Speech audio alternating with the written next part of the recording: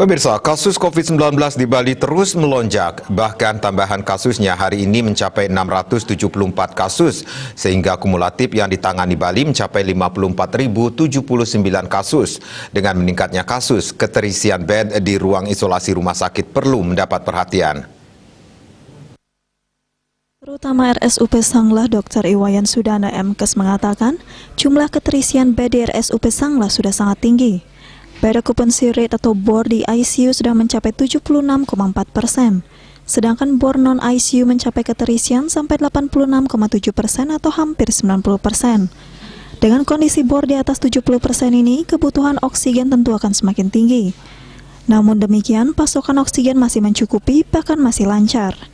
Di tengah kondisi masih terjadi peningkatan kasus, pihaknya menghimbau masyarakat agar terus taat mengikuti protokol kesehatan dan ikuti saran serta ketentuan pemerintah.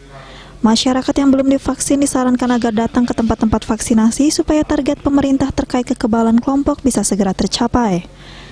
Sementara itu terkait penanganan kasus di Bali, Kepala Dinas Kesehatan Bali, Dr. Ketut Suarjaya mengatakan, pihaknya berusaha menjaga ketersediaan tempat isolasi, terutama tempat tidur.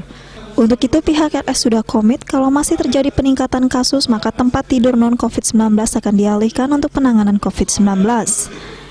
Minimal 30% ketersediaan tempat tidur harus dilakukan untuk penanganan COVID-19. Regita Dandriasa, Bali TV.